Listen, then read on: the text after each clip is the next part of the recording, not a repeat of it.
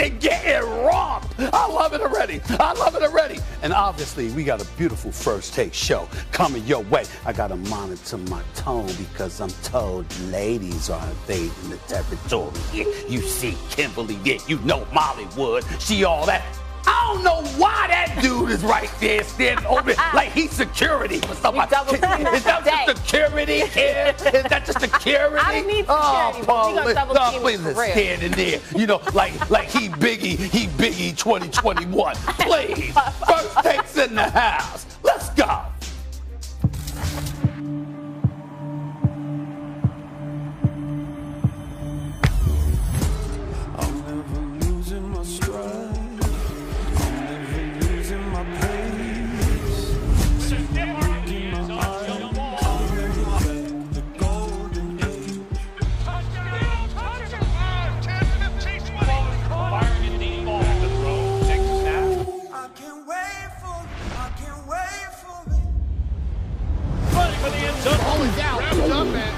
Has a man in front of him, hurdles the defender. Henry diving.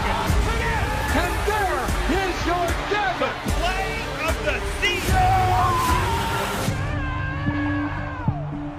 Kimberly looking like a Disney princess. The NFL season kicks off today, y'all. Finally, Kimberly Martin, Damian Woody, Stephen A. Smith, I'm Molly Karen Rose, Michael Strahan will stop by in just a bit. And speaking of New York legends, you'll like this. Huge congrats to Derek Jeter and his wife, Hannah, on his much-deserved induction to the Hall of Fame. El Capitan. You don't just say Derek Jeter, it's El Capitan. Okay, there we go. What else you got for us? Well, listen, I just want to remind everybody I'm going to be doing this for a few days because you still walk the streets. You got people thinking folks on vacation and stuff like that. No, this is a new day at First Take. Max is on with Keyshawn and Jay Williams in the morning. It's just me and Molly here with a rotating crew of great contributors to the show. We had Michael Irvin on Monday. We had Swagoo, Marcus Spears on Tuesday. We had Bart Scott yesterday with Keyshawn Johnson. My man Damian Woody's here. The wonderful Kimberly Martin's here. Mina Combs is going to be in. Dan Orlovsky, Jeff Saturday, Tim Tebow. The list goes on and on and on. That chair, for years, people in the world of sports and entertainment have been actually looking to get at me. Well, guess what? I'm aware. They can. The chair's going. You got people out there got open invitations. Even fans, Stephen A? Even fans. Oh, I might sprinkle one or two fans in the mix as well. Nobody is safe with me. Nobody is safe with me. Now, I will admit this. I will admit this. Today might be my roughest day because, you know, Kimberly's something special. I got to watch. My sisters love her. You know, my family loves her. I got to watch my tone. I got to watch my presentation. Everybody's looking all good, like first day. And I don't know why. I don't know why Damian is even here. Today. I don't even know why he's here. Damian's super crispy today. I see it all. I like it. Have you noticed the haircut? You noticed that. What y'all need to do? Y'all need to get like a close-up on this because, I mean, I don't like to outshine the ladies, but when I get a haircut like this, I gotta show it off. All over. And coming back in studio the first day, I gotta get. He gonna say he look better than the ladies. No, I never said that. No, I never said that. I never said that. Okay, never said that. I would never disrespect. Just making sure, Damian. Cowboys at Bucs tonight. Let's get it. So after missing the playoffs each of the last two seasons, the Dallas Cowboys have a 56% chance to return to the postseason in 2021, according to ESPN FBI, the highest chance among teams in their division and the seventh best in the NFC. For Dallas to make the playoffs, they will need a bounce-back year from Ezekiel Elliott, who set career lows in rushing yards, yards per attempt, and touchdowns from scrimmage, playing behind a battered offensive line without Dak Prescott. Speaking of Dak and bouncing back, he missed the entire preseason with a sprained shoulder and hasn't played an NFL down since suffering that serious leg injury in October of last season. That all changes tonight against the Bucs. So we've got highly touted rookies making their NFL debut this weekend, vets with new squads, quarterbacks with major chips on their shoulder. All that considered, Mr. Smith, is Dak Prescott the quarterback that's under the most pressure this season? Well, first of all, I'm distracted. I'm distracted because the lead-in right now that you just led into this topic is very, very lovely. I just want to say that. Thank you. Just want to say that. I mean, you did a fabulous job of introducing that subject, Molly. Kimberly, how you doing? I'm doing wonderful. Let me be very clear. The pressure's on Dak Prescott. Excuse me. 42-27 as a starter, I get it. But only 20-17 over the last 3 years. 2-3 last year, 8-8 the year before. 2 misses from the playoffs. We know what happened 3 years ago when they went to the playoffs, okay? Here's the reality of the situation. I thought this was America's team. Ain't this America's team? I thought this was America's team. You representing, because according to the Cowboys, Cowboy Nation, they not just representing Big D, they represent the United States of America. I mean, they're the standard, okay? I have no idea why. It is completely uncalled for. They are not worthy, but it is what it is. They're America's team. And this quarterback, who we all fought for, we all recognize he deserves every penny. Dak Prescott, even when he got hurt, you remember how emotional I was, how ticked off I was, because when he got hurt, Kimberly, you weren't here that day. When Dak Prescott got hurt, I was so upset because I've been clamoring for him to get his money. And I was saying, yo, they still better pay him. This brother right here, the way he has produced throughout the years, he should have never had to wait as long as he waited for his money. But props to Jerry Jones, he ultimately got it. In the end, with great dollars come great responsibility. You're America's team, you got to get it done, Kim. Okay, you got to get it done. He has his money, now the pressure's on. You know what? Here's what we're not going to do today. Okay. We are not going to put all the blame on Rain Dakota Prescott. We are not. Because here's the thing. On this Cowboys team, how many people could actually shoulder some responsibility and blame and pressure right now? Zeke? How about Zeke? I would argue that he's under more pressure than Dak. Is that right? Because here's the thing. Because we're seeing Dak come back, no preseason, coming off of an ankle injury. You talked about the devastation that you felt when he got hurt, right? That's where you going. Okay. Then the shoulder. So he's finally back. What was Zeke's excuse last year? What was Offensive it? line? Okay. That's what's his excuse. Okay. So, here's my thing. On this Dallas Cowboys team, the offense to me isn't even the issue. Historically bad defense. But you want to sit here on this stage today and call out Dak as the – if you had come in here today and said Baker Mayfield, I wouldn't have agreed, but I would be like, you know what? I get it because he's trying to get paid. If you had said Matt Stafford, who I actually think is under the most pressure, I would have been like, I'm with you. If you had even said Carson Wentz, I'd have been like, I got you. Okay, I see where you're going. But you came on here today and said Dak Prescott with these Cowboys? No, sorry. It's Matthew Stafford, Carson Wentz, boom. Can I piggyback on that too? The coaches also. I mean, Dan Quinn, Mike McCarthy, Jerry Jones, shoulder some of the ladies can't get up. We're just dealing with reason right now. We're just dealing with it's like every Give me that camera, please. Come Give me that camera, please. My older sister, Liv. What's up, baby? What's up, baby girl? You know your little brother loves you to death. Big time Giants fan. Big time Giants fan, okay? Love it. My sister, Arlen, she's a bit different, but I love her to death.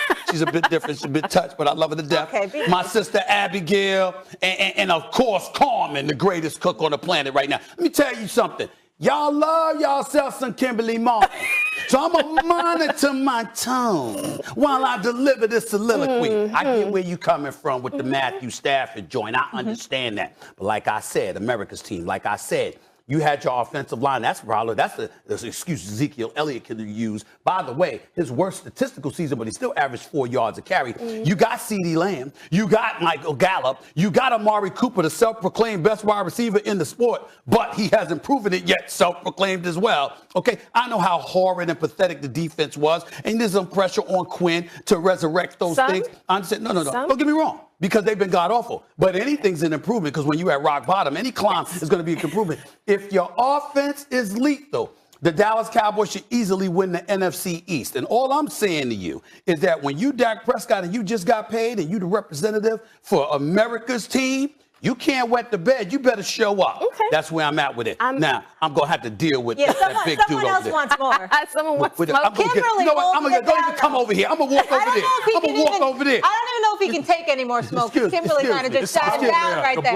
Right? I mean, you can deal with the leftovers, Damian. That's fine. Hold on for a second, y'all. Let me say something to y'all right now, okay? No, let me be very clear. First of all, the suit game is cool because it resembles the suit game. That's number one, okay? Right. Number two, all right? Notice the difference between him and me. You see, when you rock a tie, you're going to say, and you look the part. I mean, you got to finish the job. You can't just start the job. It looks good right up until you get up here. See, you got to finish the job. You stop The ladies would tell you that if they're being honest. They just gonna be nice. Can you right finish, now. Stephen A., can you finish the job with this debate, please? Ooh, what, Molly? What am I not doing? I'm focused on this beatdown you were getting. That Dak is the quarterback. I was getting a beatdown. First of all, I wasn't getting a beatdown. I was being nice to the wonderful Kimberly Martin, but I made my point. You got something to say about what I had to say? Yeah, I mean, you sitting here talking about Dak. Dak has, the most pressure and all that. How Dak got the most pressure? Didn't Dak get paid this offseason? Hello. Don't he got to earn the money? Don't he got to earn the big bucks? You the same cat. First of all, watch your tone. Could you watch your tone? Could you watch your tone? I'm not going to watch my tone. I told you when I'm on set, this is my set here. I told you it's not. Okay, so I'm not going to watch my tone. You the same person when it comes to the Dallas Cowboys. You always talk about how they fall apart late in December. Yes, late in December. Yes. There are no expectations when you talk about the Dallas Cowboys. There's no expectations? You the main one always There's no talk about that. expectations? You the main one always talk about that. How you can't wait till around Thanksgiving. Around Thanksgiving, they just fall apart. Go ahead. Sam Tanucci, our producer extraordinaire. Could you please roll a particular tape for me with this brother right here? Do you have it? Do you have it yet? Oh, you bringing stuff out. Oh, I'm going to bring it out. Oh, you bringing stuff out. I'm going to bring it out. So you going to snipe me. You going to snipe me right now. Here we go. Right here is a Super Bowl contending team. Yes, I said it. They are a Super Bowl contending team. Matter of fact, I'm picking the Dallas Cowboys to represent the NFC in the Super Bowl. Yes, I am saying that. I'm talking directly to you, Stephen A. I am picking the Dallas Cowboys. That's a crime. How could you do that with a sling on? He was on the injured reserve list. Yeah, okay. Listen. First of all, you in the sling with your torn rotator cuff. You know what I mean? You bringing out old video from 2019 talking about the Dallas Cowboys. Okay, this is a new year. Okay, I'm not talking about the Dallas Cowboys. Before you continue, go ahead, Molly, Kimberly. Yeah. Something I got to tell y'all. Yes, that's only one tape. I had a tape from him a year later predicting the Cowboys were going to win again. He did it twice.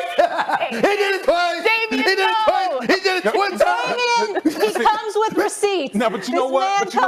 But you know what? See, those receipts don't change anything, though. It's 2021. They don't. Okay. Yes. Yeah. I learned from my ways. Okay. I'm not predicting the Dallas Cowboys to win a Super Bowl. But to get back to the original, the pressure's not. Dak Prescott doesn't have the most pressure. Matthew Stafford has the most pressure. Let him know. Matthew Stafford has the most pressure. Let me tell you why. Let me tell you why. Matthew Stafford, in all his years in Detroit, has piled up all these gaudy stats in Detroit. Numbers that if you just look at the numbers, you would think that he's a Hall of Fame quarterback. The numbers that he pulled up, especially with Megatron, he had his boy Megatron at wide receiver. But here's the thing. When it comes to the postseason, and we talk about postseason play all the time. 0-3. When we talk about quarterback, now he goes to the Los Angeles Rams. Sean McVay and company. Trade for Matthew Stafford. Right. Because we said this week, because you was talking about Stafford this week, 0-3. You said your record is on you, right? Stephen A., last word here. We got to agree to disagree because I got to get to a guy that feels no pressure at all. Last word. All I'm going to say is this. They're talking about the playoffs.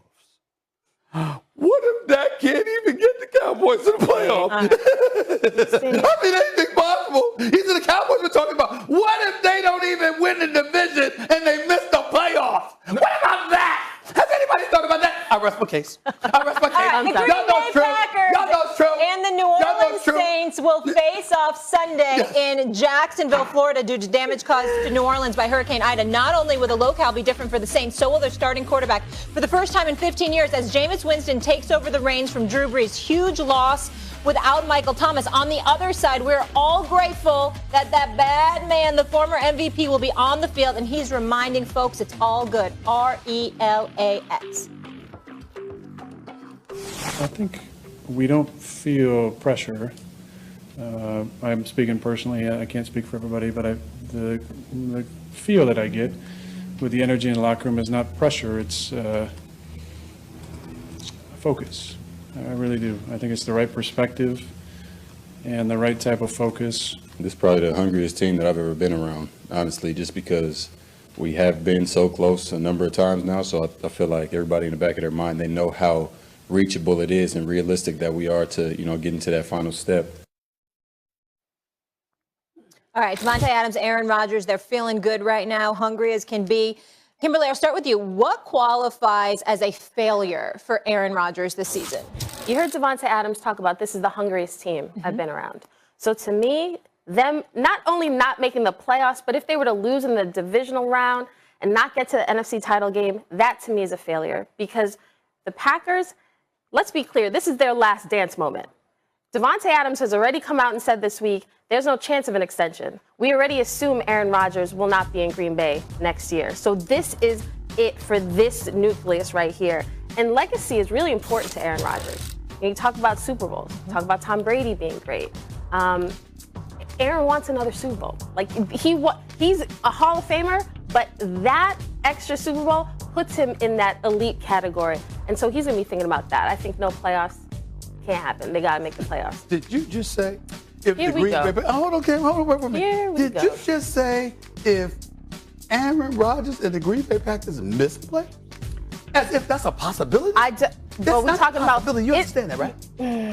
Aaron Rodgers has just been in back-to-back conference title games. And you know who was at those games? I was at those games. That's I saw, right. and I've seen them. Excuse me. I've seen them go out because I was watching your reporting while you were at those games, and I appreciate the work that you're doing. But I will also acknowledge, why did you take the time out of your busy life to go to San Francisco or Palo Alto, wherever the hell that stadium is, and then last year, to be in Green Bay? Why were you there? You know why? Because there's a bad man that's quarterback, and that's why. Aaron Rodgers is a surefire first ballot Hall of Famer as a talent, maybe the greatest talent at the quarterback position that we've ever seen. He's the reigning league MVP, 48 touchdowns, 5 interceptions, 4,200 plus passing yards. This brother is elite. This brother is one of the elite quarterbacks this game has ever seen, period. With that being said, I will tell you this. Because he wants out, because of the noise that he's created, I'm willing to concede this. Minimal, you got to get to the NFC Championship game. And I'm willing to go so far as to say, if you don't make it to the Super Bowl this season's a failure. Everything's on the line with Green Bay because Aaron Rodgers wants to show the world his greatness, wants to show the world validating that he should have had more input, more say, and he should not have been as summarily dismissed by Brian Gutekunst as he was. I think those things play a huge, huge role. And the fact that they got Randall Cobb, let me tell you why that's so significant. Because we all know the only reason Randall Cobb is there is because Aaron Rodgers. Yes. You see what I'm saying? So in other words, okay, we're going to throw you a bone. We're going to give you a little piece here, there. We're going to do all of that. But that's how we're going to treat this. They've appeased this man to some degree. Too little, too late. Yep. But they've done it to bring attention to the fact he wants what he wants. All right, fine. He got to show up and show that he was worthy of all the respect he was asking for. And even though I know he is, the fact of the matter is this year, if they wet the bed and they don't get it done, and we talking about not just about Tampa Bay, if we're talking about the Rams, talking about Seattle, talking about San Francisco, if we're talking about a bunch of teams outside of Tampa Bay other than Green Bay, that is going to be a bad blemish on Aaron Rodgers. Why does he? But you just listed all the reasons why he's a first ballot Hall of Famer. What does he have to getting to the Super Bowl? If he doesn't get there, that's considered a failure. Everything that he's done has the Jordan Love scenario. That in itself proves that he's worth. You want Randall Cobb? Who else you want? What else you want? Because of how they drafted Jordan Love, going up to get him, and casting Aaron aside and thinking he was done. I don't think he has to win the Super Bowl. I don't think that's there. I don't think, I think to me, a failure, the question is a failure of a season. So to not get to the NFC title game, that's different. Like if they don't even get there, I've seen them get to the NFC title game and lose. But lose respectfully. Like, I don't think that's a blemish on his career. But I do understand where you say they would need to get there and win because he did draw attention on himself. He did invite some of that criticism in. He did ask for help. They did deliver. Yeah. I want to bring Damien in on this one, though. All right, if you must. Oh, boy. Damien, where are you on this? Come on over. Well, here's what I feel. I hear Stephen A. always talking about this bad man He is a bad type man. thing Yeah. when it comes to Aaron Rodgers. Aaron Rodgers hasn't been to the Super Bowl since 2011. My youngest wasn't even born at that time. He halfway to being a grown man right now. Why you being disrespectful? Like Why you literally being disrespectful? Look, well, I'm not being disrespectful, but you sit on this show. Come into the light. You sit on this show almost every episode talking about bad man. blabbing about Aaron Rodgers. He's a Aaron bad Rodgers man. this. He's a Aaron bad Rodgers man. that. He's a bad and we man. haven't seen Aaron Rodgers. I don't even know if they had HD TV back then when Aaron Rodgers went to the Super Bowl the last time. No. Back in 2011. Okay, we can't keep talking about this bad man, and he hasn't even appeared in the Super Bowl in that period of time. Can I ask you a my question? question to you. Can I ask you a question? Go ahead. I'm In listening. the last decade, can you name 3 quarterbacks you'd rather have more than Aaron Rodgers? Honestly, I can't. That's right. You know, honestly, That's how great I can't. he is. But, That's how but great you know he what? is. But here's my point. If it's so bad, what's the problem? Well, only one Super Bowl, coaching, personnel around only one him. Super How Bowl about that? appearance, Coaching, only personnel one around him. Coaching and personnel around in him. his illustrious career, only one. You know, and an idiot the teammate deal? that messed up against Seattle in the NFC Championship game on the onside kick. You could bring that up too. There's a whole bunch of stuff that you could bring up. Aaron Rodgers is not the reason that the Green Bay Packers haven't been back to the Super Bowl. That brother is special. The best What would quarterback. be a He could've run it failure? in, What though, would but be a that's failure just for it. them He this could've run it. season? I don't know if he would have made it in. Oh, He kind of got close. for me, minimum, you got to get to the Super Bowl. Yeah. Minimum. And that's really where you are, Stephen A. Minimum. essentially. But we agreed in. Minimum. It can't be. I don't want to hear any NFC Championship game mess. He's been there and done that. Yes, I need to see him in Los Angeles. I said Super Bowl. In the Super Bowl. SoFi Stadium. Can you imagine in Disneyland, you, Aaron Rodgers, in the Super Bowl, your favorite dad, LA? I wasn't interested in going to Lambeau, but SoFi. They sent me to Lambeau, yeah, I'll be there. I'll be there. I see you. your I see you perked up when they talk about Los Angeles. I'll be there. Don't worry about that. I will my be goodness. in La La for that. Okay, you fantasize about that. I'm going to get in some commercials here. Still to come on First Take, we've got a treat for you. All-world superstar, the Hall of Famer, Big Blue, Michael Strahan joining the show next. His show, his predictions, his life, we discuss all of it next on First Take. Plus, it is finally here. The 2021 NFL season kicks off tonight. Stephen A. has a must-hear prediction. Dallas fans... Sure is, and it was always hunting season when the Hall of Famer Michael Strahan was on the field. Giants Nation, we sure missed that, and he's become the gold standard in media. Michael, I know you're a busy man. Thank you so much for the time with us today and being here. Thank you.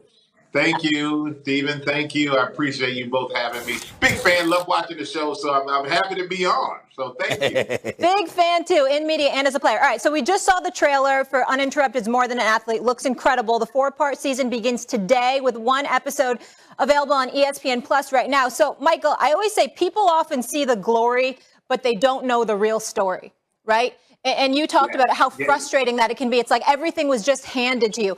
What are we going to learn about you when you take us behind the curtain here? I think that you're going to learn that there were a lot of no's. There were a lot of doubts, not only from people doubting me, but probably from me doubting myself.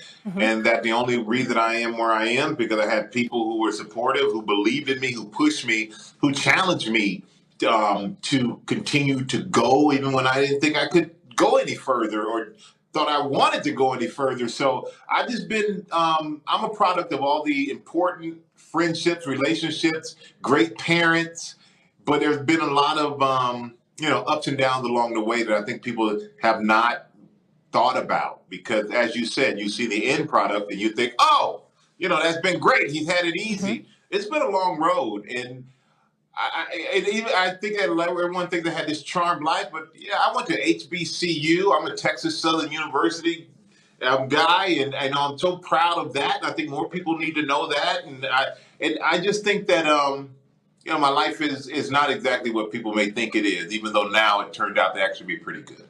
It's just Mike, man. I appreciate you being on the show. You're one of the best people I know, man. I'm so happy for you. So proud of all that you're doing. I appreciate it. Thank you. It's nice to be interviewing you for a change instead of being interviewed by you on GMA. With that being said, let me ask you this question. Why now? Because you've been around for quite a long time. You've had an illustrious career, 141 and a half sacks, 6th all-time in NFL history right now as it stands. You've had an illustrious career. You've been in the public eye for a while. Why now in terms of doing this? Because I think it's beyond football now. And the perfect title, more than an athlete. Last year was LeBron James. This year, Spring Hill came to me and my production company, Smack, and we talked about, doing it with me. And I was honored by that, to have these guys think that I was worthy of it. But I think because now athletes understand it goes well beyond the playing field. There's a life after sports.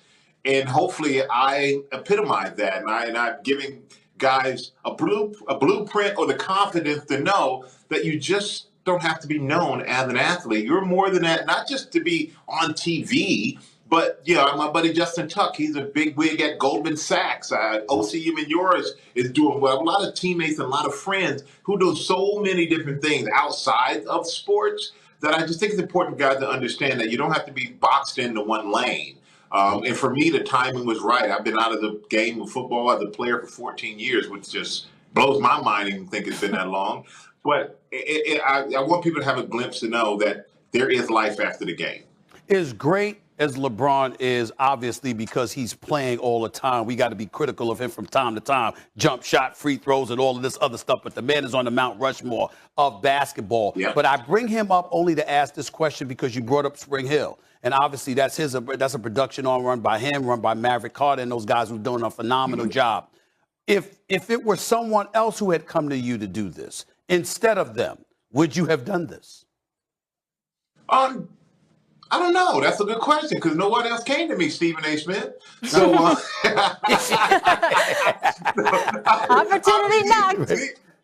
Yeah, opportunity knocked. But I think it's the respect that I have for them, and I know what this series means, not only to them but in the landscape of athletes and sports, and how important it is to I guess to the culture out there. I'm honored that they came to me. And if it were someone else, would I have done it? I think I probably would have definitely considered, as long as I felt like it was something in the vein of giving hope and creating the right narrative that I hope that this leaves. At this particular moment in time, just being more than an athlete, that's clearly a message they want to send. It's clearly a message that you want to send. How important is it to disseminate that kind of message in this day and time with all that we've endured? COVID, obviously the social justice issues that percolated throughout this nation over the last year or so. When you take all of those things into consideration, does that make it even more important that we address how athletes are more than just athletes in this day and age? Oh, absolutely. And I think the biggest thing you want to understand, athletes are human beings. I've been watching so many different things about mental health and all these things, and especially with the U.S. Open now and a lot of the tennis players and the things that are written said to them when they don't win the match. And, the same thing they're said to athletes and basketball players and football players during the game. Like, fans act as if we paid the ticket or you're on social media. We can say whatever we want. We kind of own a piece of you. And they don't see you as a person. So I think it's important for people to understand, especially in this day and time, that we are people, that we do have feelings, we do have emotions, we do have doubts, we do have fears, we do have things that we enjoy and excite us, and motivations in our life that they may not realize. But we're very similar, except for we had the gift of sports, which put us in a position to do other things. And I think everyone has a certain gift, and it's a matter of you just tapping into it. And for me, I tapped into the sports gift, but I didn't think that football was the end-all, be-all of my life. It was a part of my life. And so to me, it's very important to show that in life you have diversity, you have skills, tap into them. Don't be afraid to fail. And the only bigger failure is not trying, to me. So I'm willing to fail and throw myself out there and take what comes, as long as I do my best. And that's why I can't wait to see this series on ESPN Plus, because that vulnerability helps so many of us, civilians like myself, in getting strength from how you've overcome your adversity. Michael, you didn't think you were going to be on the show, though, and we're not going to talk about Big Blue, okay, sir? Because I've got some serious concerns for my New York Football Giants. Can you call Gettleman, and can you put together an O-line? What are your expectations for Danny Dimes? We got Saquon back. We need a guy like you on the defensive side of the ball, though. I tell you what, I love Danny Dimes. I really hope he does well. I haven't had really a chance to kind of bond with these younger teams as I've left, but with him, I've taken him. I played golf with him a few times, and he is a great guy. He's very athletic, big, can do everything that you want your star quarterback to do. But he's going to need some help up front, and that's been the biggest problem with that offensive line. And I know that since we've actually added some guys, but it's tough to me when you add guys who are like later, like the guys that other teams really didn't want on their roster, to think that they're going to come and be the solution. So if you don't get your offensive line right, it's going to be hard to have the success that I think that we're expecting. I hope they gel. Hope Saquon is back from that knee injury, which is going to be tough the first year that he's back from that. And I hope Galladay really adds to the mix and just gives him so many weapons that maybe he can get the ball out of his hands before the defensive line gets there. Yeah. Who knows? But defensively, we need impact players. We need playmakers, I think, up front. I think that's something we are missing. If they really need it bad enough, I still got my cleats. I'd dust them off. Still staying in that weight room, Michael, right? Hey, listen. The weight room along with the suit game, you look like you could still ball, brother. I ain't mad at you. I ain't mad at you at all, and you're approaching 50, so that's a damn compliment. Last question for you. Talking football. Can't talk football and don't bring up Tom Brady. The greatness of Tom Brady, the fact that they've returned all 22 starters. More than asking about him, simple question. What's it going to take to knock them off, and who do you think has a chance to do it best? I mean, the hardest thing about repeating after you win a Super Bowl is not that you're not talented, especially since they have every starter back. It's the attitude in which they bring, because once you win a Super Bowl, everybody on that team thinks they're the reason that you won the Super Bowl. And the attitudes kind of change. Guys got to get a little arrogant. And I think the biggest thing they have going for them is having Tom Brady back, because Tom can say, hey, I've won multiples, and you don't win multiples if you're arrogant, if you think it's just going to happen when you walk out there. You have to work even harder because there's a target on your back. So I think that he's the epitome of showing what an attitude can do to a team, because this is a team that had talent for years, just couldn't get it done. One guy walks in with the right attitude, and the team wins the Super Bowl against a tough, AFC conference with the Chiefs. But I think Chiefs got a chance. I think Buffalo's a sleeper to me. I think Tennessee is going to be physical and beat some people up. I hate to say it, this game tonight could be a big one. Dallas, they get on, if with the talent they have. Oh, wait, Michael, real quick. Oh, money on the line. Does your boy Tom Brady run it back this year? No. Okay. I love Tom. That's my guy, my business partner, religion of sports. Do they run it back this year? No fault of Tom Brady's. I don't think it happens. It's too tough. It's hard to do. All right. Well, my brother. Don't be mad, Tom. I'm mad. Michael, thank you so much for being with us. And I know you've got like 20 shows, even more than Stephen A. But if you ever have time, we'd love for you to come on and debate him. So you just let us know. You know what? I've been watching that. I cannot wait to do that. I will do that. And Stephen A. There we go. Come get it. He finally met his match. Come get it. This ain't the football field. Well, when I watch you fill in for Jimmy Kimmel, I hit you up and said, man, you're phenomenal at it, but you don't stand a chance to debate me, brother. Oh, please. Please. Okay, drop the mic. Hold on. Before let me tell you this, Michael Strahan. Michael Strahan. You don't have, if you come here, Robin Roberts and George Stephanopoulos can't help you. You understand that, right? You understand that? Stephen, hey, man, let me explain something to you. I didn't limp off that football field. I walked off on my own. And I will walk into that studio and make you limp out. This ain't the football field, my brother. You in trouble. You in trouble. I love you, but you in trouble. You in trouble now. All right. Michael Strahan, you in trouble. We got to let Michael go. Michael, this was a lot of fun. Can't wait to have you on again. Really excited again. More Than an Athlete with Michael Strahan on ESPN Plus today. Check that out. Michael, be well. Have a great season. See you later, Molly. Thanks. Okay, bye-bye.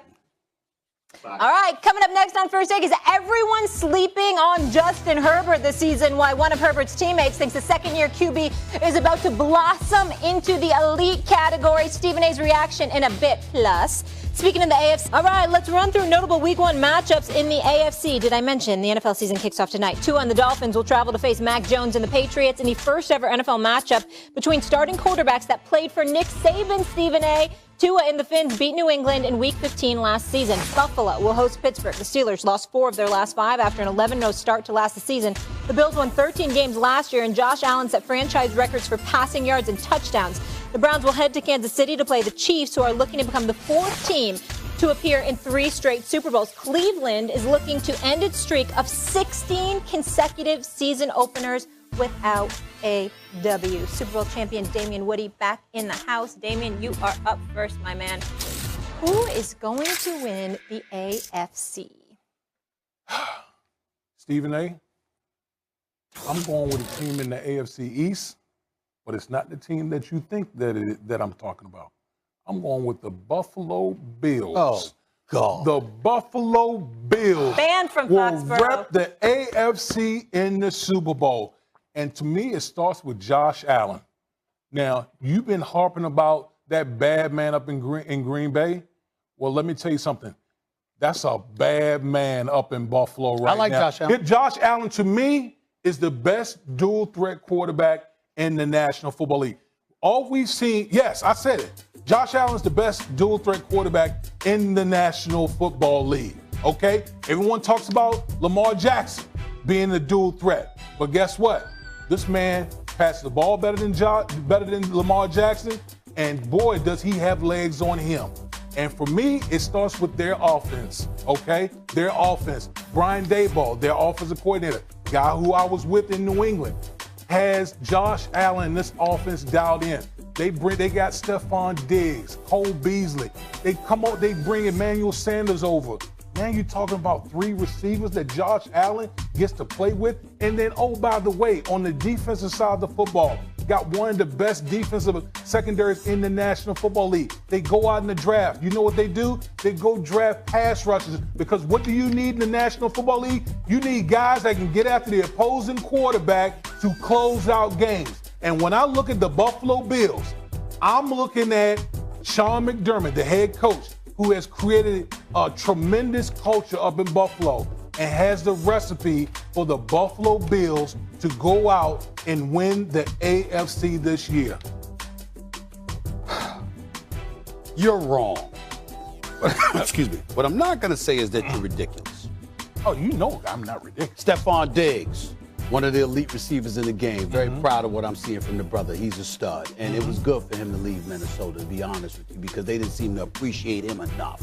Not that they totally disregarded him, but they didn't seem to appreciate him enough for the stud that he was. I got all of that. Devin Singletary, I'm actually a fan of his coming out of the backfield. Josh Allen, I'm actually a fan. Remember, he came into the draft, after the draft, or came into the draft taking some heat because of, past transgressions or something he had said or whatever.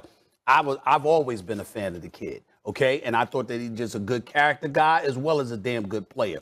Only 24. Here's my problem with people like yourself when you bring up this kind of stuff. In all seriousness, you're not paying enough attention to the year that was last year. We're looking at Josh Allen. Let's analyze this, and I'm calling it up because I wanted to make sure I had it right. Okay, first year, just a rookie. Believed in him. 2018, Josh Allen passed for 2,000 yards, complete 52% of his passes. Okay. Next year, 58%, 3,000 yards. Last year, 69%. He's had one good year. We've been critical of Baker Mayfield. Baker Mayfield actually has had 2 good years in his 3 years in the NFL. Oh, boys, defending Baker. You actually got me defending Baker Mayfield. Baker Mayfield came in, played well his rookie year, struggled the second year under Freddie Kitchens, definitely resurrected himself, and played well last year under Kevin Stefanski. But we're still critical of Baker Mayfield. But somehow Josh Allen shows up for 1 year. 1 year and balls out, no doubt about it. Was the MVP candidate, no question about it. We get all of that. But it's 1 year. And it's the same year as COVID. It's the same year cats didn't show up. It's the same year 8 different people didn't show up on the defensive side of the ball for the New England Patriots. It's the same year all of these troubles had. And I'm just saying to you like this. Listen, the Buffalo Bills, I got to pay attention because Emmanuel Sanders can still ball. No question about it. I thought they should have utilized it better in New Orleans last year, and Jimmy Garoppolo should have connected with him in the Super Bowl. They might be champions right now the year before that. But he's been around a while, former Steeler, by the way. He is now in Buffalo. You got him. You've got a guy like obviously Diggs. You got Cole Beasley, who nearly had a 1,000-yard receiving season. I get all of that. But in the end, this ain't COVID. Even though COVID's still happening, everybody there, New England there, we've been talking about Miami and what they bring to the table. You, the Bills, you might not win the division, let alone come out of the conference. And then, oh, by the way, when we get to the conference, there's this dude that's Patrick Mahomes that got stomped in the Super Bowl, had a bad toe, and no offensive lineman. Or the combination. So you're making excuses right now. Wait a minute, hold on. You just said all this COVID and all this. No. You laid out all these things about the Buffalo Bills. Why, maybe it was some type of illusion, but when it comes to the Buffalo Bills, when it comes to the Kansas City Chiefs, you making excuses now? Hold on. Are you making excuses for the Kansas City Chiefs? Okay. No, I'm saying that's why I'm saying they lost the Super Bowl in effect. Let's face reality. Okay.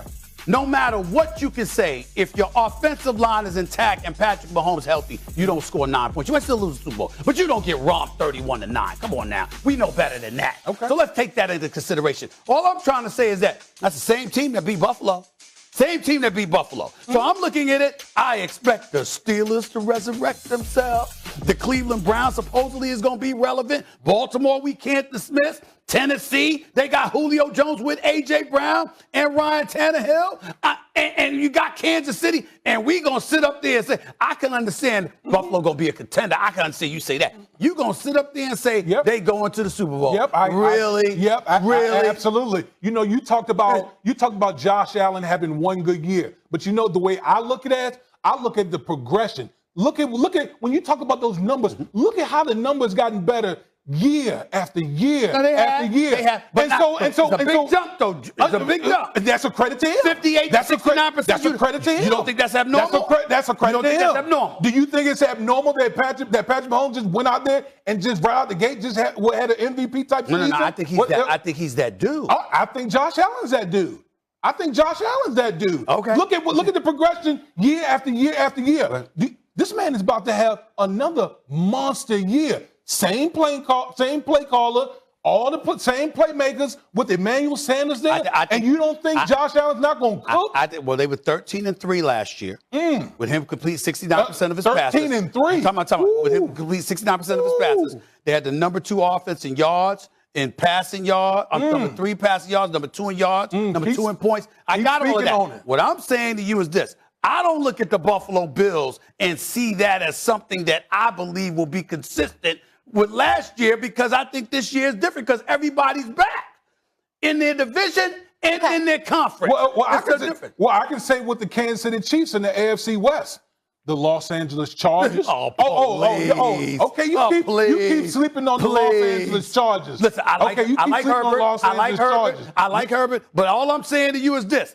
I don't expect. Listen, the Chargers playing for second place. We all know that. They're playing for second place. Don't get me started with no Raiders and Broncos. Just like the other teams in the AFC East will be playing for second place. Hold on, I'm just saying this: New England and Miami is no joke. I'm not saying they. I'm not. Where are you on New England? I am curious because Stephen A. got people all mad because he had them with the 5th best chance to potentially win the Super Bowl the other day. I think they'll make the playoffs. They'll be a wild card team. That's what that. I'm not one of these people that's jumping on the bandwagon that we've had some people, in our company that's New England's going to the Super Bowl. I'm not there. I'm not there. But you think Bills are light years ahead? I think the Bills are, to me, in my opinion, the clear-cut best team in the AFC. And I'm just sitting there going like this man. How many Super Bowl rings you got? Oh, you know how many I got. You got 2, right? Yeah, I'm sorry. Where'd you get it from? I got New England. Who was the coach? Bill. Oh, really? Bill. Yeah. Who's the defensive coordinator? What, during my time? Yes. Romeo Crennel. Okay, he's with Romeo Crennel, right? Mm-hmm. Matt Patricia's back because we know he ain't no damn head coach, but he's back as a defensive mind. Right. Okay, he's going to contribute to that. Mm-hmm. I'm just simply saying that with Dante Hightower back, with Kyle Van Noy back in the crew. I mean, we just going to shove that aside. No, I'm not. Ain't nobody shove that aside. I'm not disrespecting. All right, okay. I'm not disrespecting New England. I'm just speaking on Buffalo. Okay. That's all. That's all I'm saying. Okay. I give them this. It ain't gonna faze them to go and play in inclement weather. They live in inclement weather. So that I'll give them that. So next time when you snipe me back there when you talk about the Cowboys, we got this tape. Go ahead. Okay, we got this. Go ahead, man. Bills Mafia, they got this thing Bills too. Mafia. I mean, by the way, It's like the best. It's one of the best fan bases in sports. Let me Is say that this. fair? Let me say this about Bills Mafia. Okay, where's the camera? Because I ain't running from them. I ain't running from anything. Let me say here we go. Let me Put say them on this. the show, on the table. Hold on. Be Breaking the careful, table. Bills Mafia. Let me say something about Bills Mafia. Y'all real. I got nothing but respect for y'all. I got nothing but respect for y'all. But I will say this. When we say mafia, we usually associate that with killing. Yeah, I get it. Yeah. Who have the Bills killed? When did that Apparently happen? this year it's coming. When did that according to happen? Damian Woody. When did that happen? All right, still to come on First Take. Teams have I'm just named their saying. Week 1 captains in Miami did not choose Tua. Is this something or nothing? Kimberly Martin will explain everything. And speaking of field generals, we turn our attention to Stephen A's favorite city. I'd say one of his favorite cities, Los Angeles. Which LA quarterback would Stephen A rather have? Justin Herbert or Matthew Stafford? Great question. That's next. Football is Bringing me back to the good old days, my childhood. Can't wait to see Tim Tebow. Tebow time tomorrow right here on First Take. Stephen A., what else can folks expect? Well, they can expect Tim Tebow on Fridays. They can expect Michael Irvin on Mondays. They can expect to see Marcus Spears and obviously Ryan Clark and Keyshawn Johnson and Kimberly Martin and Dan Orlovsky and Jeff Saturday and Teddy Bruschi and all the whole crew, the regular crew of contributors that we have. But they can also expect to see new faces as well, because there's a lot of people in the world of sports and in the world of entertainment that have been trying to get at me for years, swearing up and down, like Michael Strahan swore earlier That list is they long. can get at me. Well, the list is long, but I'm here and I intend to be here, Lord willing. So let's get it on. Anybody that wants to be in that chair, the producers at First Take, their numbers are not hard to find, and I damn sure ain't hard to find. So that's what I'm opening it up to, the world. And by the way, that includes some fans out there as well. I'm keeping an eye on fans. I don't want any idiots. I want knowledgeable. I want knowledgeable fans who know how to be classy. And that, by the way, I'm particular. Because you can't just dress any old way and look any old way and show up on national television. I got to see the look.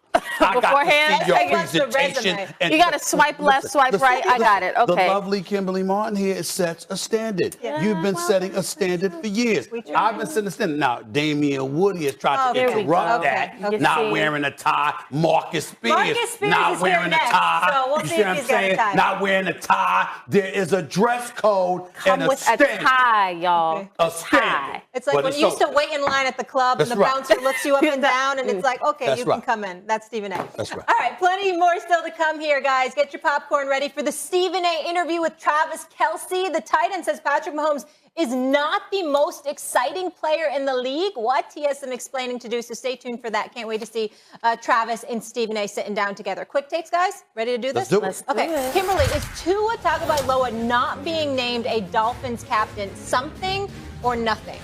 Molly, it's something. Because think about it. Here's an opportunity for his teammates, coaches to say, we trust you. We believe in you. You're the guy. And what's the one thing the Dolphins have not done since last year, this offseason, is come out and commit to Tua. You are the guy. So this to me is a little troubling. I'm worried about Tua this year. Well, Absolutely. We even heard rumors of Deshaun Watson. Zach Wilson was named the starter. He's a rookie too, and he just got there. They should trade Watson. For sure. They should trade for Watson. Miami should. Stephen A., third-year Cardinals coach Cliff Kingsbury says he's unfazed by outside pressure to make the playoffs. Should he be feeling the heat in Arizona? Hell yes, he should be feeling the heat. Because, I mean, how many times are you going to watch San Francisco, Seattle, and L.A. make the playoffs, but you coming up short? And let's face reality. We love Kyler Murray and what we've seen from him, but a lot of it is based on his athletic prowess and his playmaking ability as opposed to Kingsbury's play calling. We got to keep our eye on him and whether or not he's the right man for the job. All right, Kimberly, who do you give the edge to this week, one matchup, Washington's defensive line or Justin Herbert? You know what, Molly? I spent time with Chase Young this offseason, so I'm going to say Washington's D-line this week is going to get the better of Justin Herbert. But Justin Herbert, he's nice. The Chargers are a better team. He can ball 31 touchdowns, 10 interceptions, 66% of passes. That D-line, though. Do that. That Washington D-line. Absolutely, both sides. Guys, let's stay in LA here where Matthew Stafford is trying to win his first playoff game and Justin Herbert is looking to build off his Rookie of the Year campaign. So Charger star, as you can see here, receiver Keenan Allen said that about Herbert. I don't think he has a ceiling. Kimberly, I think this is a really good question, and I'm not just saying it because I'm asking it, but with the LA quarterback, would you rather have this season? To me, this one was easy. It's Justin Herbert. Because when you think about Matt Stafford, what's the narrative around Stafford? Oh, he finally has the pieces. He finally has the defense, the offense, the coach, the organization. Pieces. He got pieces. Guess what? Justin Herbert, he is that piece. When you think about the Chargers and how this is a team more people should be talking about because this kid is that legit. When you talk about his Offensive Rookie of the Year campaign, he won that by a wide margin, 41-9. That's how wide a margin he had because of that breakout season. And to me, it's the upside. Like, good quarterbacks can win you some games in the regular season, of course. Great quarterbacks, potentially great quarterbacks, when the game, it's late fourth quarter, 2 minutes on the clock, and you're like, oh, damn, we are down. Like, what can we get in the huddle? You look at your quarterback and you see Justin Herbert, you're like, okay, we're good.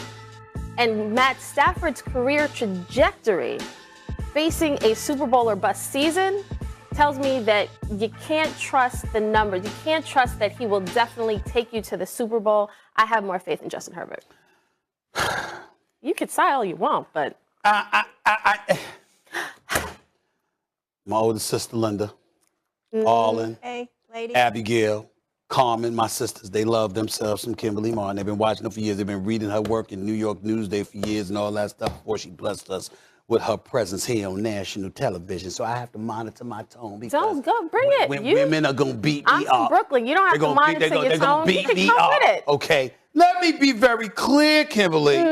You're wrong. Oh. First of all, Justin Herbert just got here, baby. Went in playoffs last year. Breath smelled wet behind the ears. I just got to ESPN, but I think I'm all right. Yeah? You are all right, but okay. you're not all right. You're not all right at this particular moment in time. Let me tell you something right now.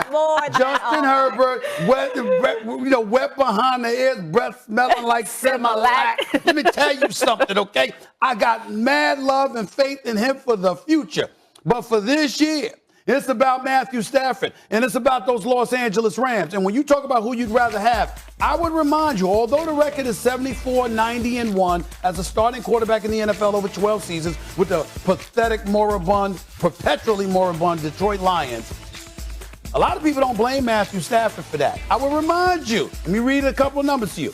Man's got 74 wins in his 12 season. You know how many of them were credited to game-winning drives led by Stafford, Molly? 38. 38. That's a 51% clip. This brother is known as a clutch playing quarterback. Fresh off a 4,000 passing yard season, just 26 touchdowns with 10 interceptions. But the point is he was playing in Detroit. When I think about him with Deshaun Jackson, when I think about him with Cooper Kupp and Robert Woods and the crew, when I think about the play calling of Sean McVay, when I think about not being stained and contaminated by that pathetic franchise in the Motor City, then guess what? I got a different flavor. I got a different feel for Matthew Stafford. I'm not trying to act like he don't have anything to prove. But if I got a crew and I got one of the top defenses in the league, led by Aaron Donald on the front line and Jalen Ramsey in the back, in the secondary, okay? If I got that going on with Super Bowl expectations, I don't want a second-year quarterback over a dude that's known for winning games in the clutch with game-winning drives like Matthew Stafford. I don't want to do that. Well, Matthew Stafford will be the first to admit, and he has admitted in print, that, I won't throw the organization or players under the bus, teammates under the bus, because I know in big moments I have been the one to make mistakes over my career. So clutch. Really? I'm glad you know what? I'm glad. Here's the thing. I'm glad you brought up receipts with Damien because I do recall this week on this show, on this set, you guys had a discussion about who's under the most pressure, McVay or Stafford, right? What was your answer? Stafford. What did you say? Oh, well, he's had a long career. He's good, but the record is what the record is. Well, he owns the record. That's not all I said. In 12 years. That's not all I said. In 12 years. I will remind you, in 12 I was raised by women. Where is he? I was raised by women. I know how y'all can do it. Y'all can twist my words. Okay, I know what you. That is not all I said, Kimberly. I thought Kimberly, we were bringing out. Kimberly, we're not bringing out receipts right now. We're not doing that. Okay. Hold on. Work with me. Okay, let's go. I was answering the question Okay. about McVay versus Stafford. It wasn't Stafford versus Herbert. Yeah, what happened was. That's what I said. You're right. Okay, that's what I said. I answered She pulled a Stephen A. though. Yeah, but it don't work. But it don't work. Well, it don't work. Today. That's cool, but she didn't utilize it to the effect that I do. like the delivery, too. I do. I like the fact that I'm being was watched. You flavor. thought you caught me, but it didn't work. The fact is that the question was about McVay versus Stafford within the Rams organization. It wasn't Stafford versus Justin Herbert. I don't want a second-year quarterback when I'm in pursuit of a Super Bowl. You think whose ceiling is higher? You think Matt Stafford? I'm not thinking about a ceiling in terms of 2-3 years down the road. I'm talking about this season. I want Stafford. What about Matt Stafford's career tells you, oh, we definitely go in the Super Bowl? Well, I'm going to defer to the NFL aficionados who raved and called it a blockbuster trade because of how big Tom Stafford was, and they religiously, universally credited the Detroit Lions with their pathetic tendencies as being the reason that Stafford even has a question mark on his resume. So I'm sorry, I'm going to go with that. Okay. We can see this. Bears at Rams, Chargers at Washington. That was a lot of fun. Thank you, Kimberly. When we come back, Big Swagoo joins in on the fun in just a bit. Are the Colts a legit Super Bowl contender? Marcus Spears, Stephen A. go toe-to-toe on that debate. Plus, there's more AFC where that came from. All-world tight end Travis Kelce spoke with Stephen A., and you don't want to miss what the Chiefs star had to say. Keep it locked. First Take.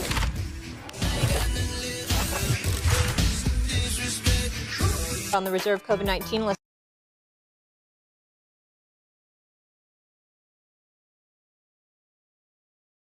Back on August 30th. Wentz won't have to carry the load on his own, though. The Colts have one of the best defenses in the AFC backing him up.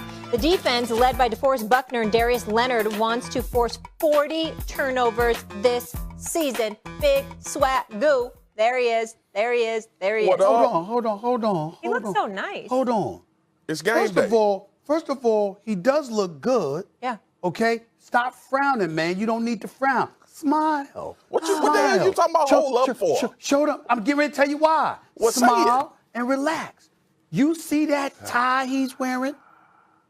I had that on yesterday. The man saw my tie and he said, hey, I got to put that on. He got that from me. You know what Aaron Rodgers said? R-E-L-A-X. That's what it is. Relax. I can't with you. Hey, Molly, go see me with the white blazer yesterday. It's the exact I was with you all day. Somebody else can be big time. All right. I have a suit company named J. Hill Burn that provides my merchandise. So, Stephen A., you're not the only one that can have nice things, bro. I'm not And this is not the tie. Because This is why he can't have nice things. This is a J. Hill Burn tie. You get your tie from other places. He was watching First Take yesterday. He said, damn, Stephen A. look good. Let me get that tie right there. Don't you know that song? You're so vain. It's not always about you. Oh, my goodness. Excuse me. Oh, my goodness. All right, go ahead. Let's go. All right. Marcus, are the Colts a legit Super Bowl threat? No. How the hell are we going to say they're a legit Super Bowl threat? Carson Wentz last year led the NFL in interceptions and was the worst quarterback with a clean pocket. And you know what's so devastating about that stat? He only played 12 games, and he still led the league. So listen, everybody is optimistic. I hope Carson can turn his career around. I hope he can bounce back. The marriage with Frank Reich, and everybody's excited about that. This dude missed majority of the offseason with a foot. He missed with COVID as well. So when we talking about coming into a season and we talk about legit Super Bowl contenders, what evidence do we have that the most important player on your football team is ready to lead you to a Super Bowl? This is not to take a shot at Carson Wentz. This is the reality of what we've seen from Carson Wentz. The bottom line is when you're talking about the Indianapolis Colts being legit Super Bowl contenders, you say yes because of what they did last year with Phillip Rivers. Phillip Rivers played well last year. Guess who Phillip Rivers played better than last year, Molly? Carson Wentz. And look, for all of this talk about Carson Wentz under duress, and he was having problems last year in Philly because of the offensive line. That offensive line ranked 11th in the NFL last year in pass protection. So it was Carson Wentz. He took more sacks and threw more interceptions than everybody else in the league and only played 12 games. But somebody who I know, who just finished talking about a damn tie, must think that they a legit Super Bowl contender. And I want to know why. I want to hear this dribble that's about to come from the other guy that was talking about my tie earlier. So I'm going to bow out. I'm going to leave those facts on the table, and I'm going to let those stand. And I want to hear how we talk around the Indianapolis Colts somehow having the most important player at their position who played as bad as any quarterback in the NFL are legit Super Bowl contenders. The floor is yours, sir. First of all, don't come on this show being disrespectful. You know my name. You know my name.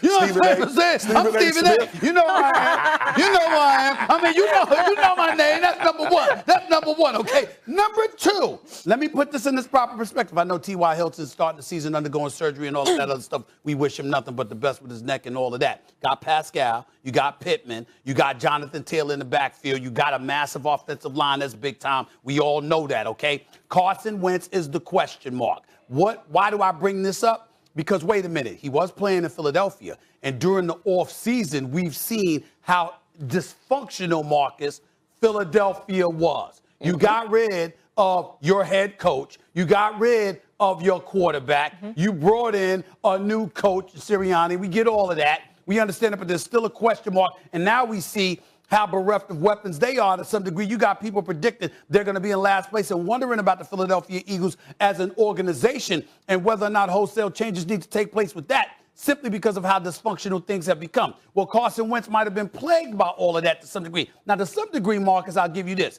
He might have been the cause of it, too, because the locker room was divided. You had people who wanted Nick Foles before Nick Foles departed. We get all of that in all seriousness. I recognize the fact that Carson Wentz may have been a problem, but the last time he was successful, who was his offensive coordinator and his quarterback guy? Frank Reich. Who's the head coach of Indianapolis Colts? Frank Reich. So what I'm saying is when we look at the Indianapolis Colts, we also got to take into consideration the division that they're in. Houston's an absolute mess. I'm so ticked off that Coach Cully is in that situation right now. It's bad. Black coach comes into the situation, and he got to deal with all of that nonsense. You got the GM hiding and leaving the coach out there to answer a bunch of questions he shouldn't have to answer. I don't think that's fair at all. And I spoke about that a couple of months ago because that stuff needed to stop. So that's a bad situation in Houston. We know that Jacksonville, fresh off a 1-15 season, I mean, the best thing they got is Trevor Lawrence and Urban Meyer. Unfortunately, Urban Meyer's the coach. He can't go out there and play. So Trevor Lawrence, who does he have with him as a weapon? So you got two teams in there that are pretty close to irrelevant within the division. Hey, man, can you get to why you think they legit Super Bowl contenders? I don't need to hear about damn Jacksonville and Houston. Tell me about Indianapolis. Hold it. Could you calm down? I think it's important that you calm down. Well, you've been talking for 3 minutes and you ain't said nothing about the Colts. I did. I'm telling you, the only question about the team is the quarterback, and I like the fact that Frank Reich is there. He's saying the division's bad, too, Outside of that, Tennessee. you're playing in a bad division. Outside of that, look at their roster and look at what they have around their quarterback. So if I think that you got a shot to win the division, then we're talking about you winning at least one playoff game to be considered a contender, and I think that's something they could do. Okay, first of all, the Tennessee Titans is the best team in their division because of what I just talked about with Carson Wentz and them adding Julio Jones. But more importantly than that, since we're going to talk about the other teams, Danico Autry, Janoris Jenkins on the other side of the ball. They signed Bud Dupree. S.A., listen, I'm with you. Everybody has optimism about the Indianapolis Colts, but we're not going to do this on First Take. Me and you not going to do this. We're going to come to an agreement, or we going to agree to disagree, because there is no way in hell you can say right now today before any game is played that the Indianapolis Colts are legit Super Bowl contenders when we know the most important position in NFL football is quarterback, and you have no idea how this quarterback gonna perform. And look, I get it. I understand what you're saying about him being back with Frank Reich. A lot of Carson Wentz issues was Carson Wentz. A lot of them. All right. We could talk about the other things, but the bottom line is this, S.A. We don't give other quarterbacks this pass. But I'm not giving them the pass. Okay. I'm saying that, listen, you got to understand, I'm a guy that I remember how the Baltimore Ravens won a Super Bowl with no disrespect to Trent Dilfer, but with a relatively average quarterback. I remember Eli showing up in the postseason, but was a relatively average quarterback during the regular season, but somehow propelled the Giants there. I've seen situations where you had a team that was loaded that worked around a quarterback that wasn't quote unquote elite. And then I'm taking into account the level of the effect that I believe Frank Wright himself can have directly on Carson Wentz. If you have weaknesses everywhere else, I get you. But when I'm looking at their defense, we think that that's championship caliber. When I'm looking at their offense, I'm saying, wait a minute, they got some weapons there, particularly if T.Y. Hilton comes back with Pittman and Pascal and the rest of the crew, with Jonathan Taylor running in the backfield. They can do some things. I don't think you can look at them and say, you know what? They ain't even in, again, I'm not predicting they win in the AFC, but to say they ain't even in the picture, I can't dismiss Indy like that because I watched them play. All right. Well, we are definitely going to agree to disagree on this because I'm not going to bet against what Indianapolis Colts are. I'm going to bet against what I know right now. What I know right now about this quarterback. Now, he may prove me wrong. He may prove everybody wrong. But us talking about this, I will not say they are legit Super Bowl contenders for as bad as Carson Wentz has been until I see the Frank Wright situation work out. To crystallize it, you not saying that because you don't believe in Carson Wentz and Indy. I'm saying they are because I believe in everything around Carson Wentz and Indy. I got you. That's what I'm saying. Okay, that's where we are. I want to remind you of this. When you talk about the situation with Dilfer, and when you think about this AFC, and this is for people that's watching us right now, Stephen A., because you and I go back and forth, and you and I disagree on things, and we agree on things. The league and what we're looking at in the AFC is really about Carson Wentz and his level. Because he going to have to beat Patrick Mahomes. Yeah. He going to have to beat Tannehill. He going to have to beat Josh Allen like Phillip Rivers wasn't able to do last year when he was playing well. So I think the Colts are good, but I'm going to stand pat on Carson Wentz becoming 2017 again until I start to see some actual evidence, and then I'll determine if they are legit Super Bowl Russell Wilson and the Hawks come to town this weekend. And I don't think he needs to be 2017. I just think he doesn't need to be what he was last year. Yeah. All right, Mark is sticking around here with revamping that O-line this offseason via trade, free agency, and the draft. Well, Stephen A. caught up with the great Travis Kelce ahead of their Week 1 showdown against the Cleveland Browns. Stephen A. He's a 6-time Pro Bowler, 5 consecutive seasons with at least 1,000 receiving yards. The best tight end in football, as far as I'm concerned, the one and only Travis Kelce, right here on First Take. What's up, Big Time? How are you? He on behalf of Lowe's. On behalf of Lowe's, what's going on, man? You trying to fix some stuff, trying to build houses? What you doing? Oh, yeah. I'm just trying to provide for this city, this beautiful Kansas City community that I'm in, man. I'm the newest member of the Lowe's Home Team, their initiative to get into over 100 communities in the country, and it's just been a pleasure, man. My foundation, 87 and running, has created the Ignition Lab here. And what it is it's a STEM program for kids through the ages of 14 to 18, where they can go and have a safe place to learn all of these skills. And Lowe's has been so kind to jump on board, help provide some of the tools and state-of-the-art equipment that goes along with it. And I'm very thankful that I have such a great community to back me through this, and what these kids are going to get through their high school levels is just it's amazing, man. I'm very thankful. Well, I don't know if you noticed, I've done some work for Lowe's myself, and I've spoken up on that. Yes, I have, sir. I cannot believe that you and your foundation have you invited me to speak for the kids, because you know Stevie A love the kids. He sure does. I love the kids. You know that. That's what we got in common. We love the kids, right? We're gonna have to get to Kansas City first and make sure we stop by Kansas City. I'm gonna come when the weather ain't so cold. I'm gonna come because it's kind of fly downtown in Kansas City. I can't sleep on Kansas City. It's got some nice stuff. But listen, man, I got a couple of topics that I want to throw in your direction, because I heard you was actually willing to come on and debate me. I'm stunned. I couldn't believe you wanted to, but it's okay. Let's go to the first one. The most exciting player in the NFL is who? Oh, that's the easiest one there. Tyreek Hill, the cheetah, the man, the myth, the legend. The dude is unbelievable. The fastest man on the planet, on top of being one of the most prolific route runners in the game today. You can't tell me a single thing this guy doesn't do. I mean, in the run game, he's throwing his body around. He's a dense, solid little dude. You know what I mean? He's a strong guy. He's throwing his body around. He can do anything you need him to do, even punt return or kick return. We just don't ask him to do that all the time. Okay, I'm going to disagree with you. Disagree? Because of your teammate. How about Patrick Mahomes? I mean, to me, between Patrick Mahomes and Aaron Rodgers, their ability to run with the football, but to fling that damn football. See, Tyreek Hill is that dude when he has the ball. When he doesn't have the ball, I'm sorry. Patrick Mahomes always has the ball. So I got to go with Patrick Mahomes. That, you know what? That slipped my mind. I forgot Pat was even on the team there for a second, man.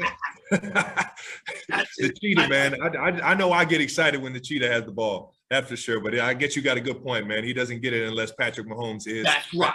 That's right. Let's get to the other one. We got 2 rookie quarterbacks. I'm thinking about who's going to have the best season. Of course, Trevor Lawrence in Jacksonville, Mac Jones in New England. Who you got? And this is no shame on either one of them. I'm taking Mac Jones, man. I think what he's shown through the preseason, his command, his ability to put the ball anywhere, and then on top of that, to have the coaching, man. I've been such a advocate for great coaching because I've had great coaching, and I'm not the same player without Andy Reid and his offensive mind, his ability to call the right play at the right time. And I think that's something that Mac Jones has. And like I said, it's not throwing any shade at, who the Jacksonville Jaguars got at the quarterback position or at the OC position. I just think that Mac has a great feel for the game, and he's in a great position over there in New England. Well, see, I'm not going to disagree with you because I do think he's in a better situation. It's hard for me to pick Trevor Lawrence when you're playing the Jacksonville fresh off a 1-15 season. He's got a long way to go. New England lost 8-9 players decided not to show up to the NFL last year because they sat out due to COVID. Mac Jones is clearly in a better situation. They spent gobs and gobs of money because they're trying to come for y'all in Kansas City. So I'm going to have to agree with you there. We won one. Last thing right now. Best tight end in the NFL, not named Travis Kelce, is who? Sheesh. You throw it on me. I can't. It's hard for me to just pick one. It's hard for me to just pick one. I never want to single anybody out. But I think everybody knows that George Kittle is an unbelievable player, man. Right. He's, one of the best the NFL has ever seen. When he's out there, all eyes are on 8-5. I mean, the Joker himself is an electric, fun player to watch, and he's going to put it all out there for his teammates, man. I'm going to have to go George Kittle. We agree there. See, I was waiting because I was like, if you throw, I don't care how much you want to big up somebody else. There's nobody on the level of you and George Kittle right now. It's 1 and 2. Darren Waller is right there. Yeah. Darren Waller is right there. Yeah, Mark Andrews just got a big-time contract. He's probably going to be excited to get out there and show everybody what he can do. We got guys all over the place that are making plays for their teams, man. I'm just excited for the tight end position, period. It's interesting you bring that up because I'd be remiss in neglecting to bring this up while you're here. How did that tight end university go for you guys? We talked about that a few months ago. I was really impressed with the stuff that I saw y'all doing. How do you feel that went? Oh, it was unbelievable, man. Just to get all the personalities in one area. Typically you only get to see somebody for 5 minutes before or after a game and warm-ups or after a game, and you don't really get to know the guy across the ball or who you're watching on film all the time. Here we got to actually, pick the brains of each other throughout the league. I got to hear Darren Waller speak about his journey in the NFL and how he persevered and how he's really taken ownership of who he is and as a professional and things like that. Hearing Mercedes Lewis' story about his upbringing and his long career in the NFL and how to really, make sure that you set yourself up for the ability to have a long career. It was just an awesome experience, man. I can't thank all the tight ends out there for showing up because I definitely took away from everybody. Now, what if you go up against Darren Waller with a playoff on the line or whatever, and he just smokes Kansas City's defense? You helped him. I mean, that doesn't matter to you. The thing is that I'm here for everybody to get better, right? I want everybody to get better, but I know we have the best safety in the game that Darren has to go up against, and it's not. I respect the Raiders. It's just, every single time I see Darren Waller play against him, I know he's got one of the best safeties in the league guarding him, so it's going to be a little bit tougher. I got you. Travis Kelce, proud of you, my man. Appreciate you. Looking forward to seeing big things from you this year, as I always do, my brother. All the best to you, man. Thank you for being here on First Take with me. So much love for you. Have a good one, Stephen A. All right, my man. Take care of yourself. That was fun. 2 winners right there. Dan Orlovsky said what to a prediction about the Tampa Bay